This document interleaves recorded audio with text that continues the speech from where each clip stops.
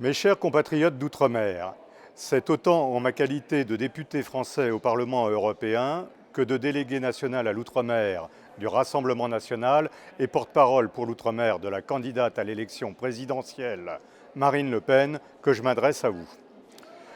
Le budget du Fonds européen de développement régional, le FEDER, est passé de 4,7 milliards d'euros à 1,5 milliard pour nos compatriotes, ainsi que pour les ressortissants espagnols et portugais des Açores, des îles Canaries et de Madère. Dans le même temps, celui alloué aux migrants, déjà bénéficiaires de toutes sortes de prestations sociales et souvent fauteurs de troubles, comme c'est peut-être le cas à Mayotte ou en Guyane, s'élève à 11,3 milliards d'euros, soit la moitié de la contribution de la France au budget européen pour 2021. En pratique, tous ces postes budgétaires ont été inclus dans un même texte que nous avons été contraints d'adopter par un scrutin unique et bloqué, au lieu de nous permettre de voter séparément poste par poste.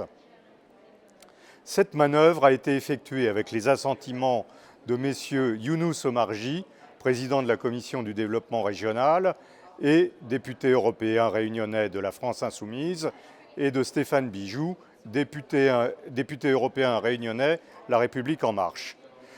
Coutumier de cette pratique que les démocraties dignes de ce nom soumettent à la responsabilité de leur gouvernement,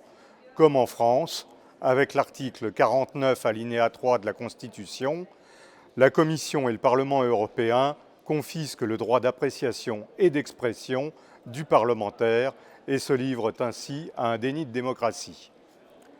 Alors que le Parlement européen est censé être le temple de la tolérance et des droits de l'homme, cette pratique de vote bloqué, que je condamne fermement, a pour conséquence que vous, compatriotes d'outre-mer, dont beaucoup vivent souvent sous le seuil de pauvreté, êtes victimes de discrimination budgétaire au profit de la submersion migratoire. Au Parlement européen, comptez sur moi pour continuer à me battre pour que le budget du FEDER à destination de l'outre-mer soit impérativement augmenté et que celui alloué aux migrants soit fortement diminué.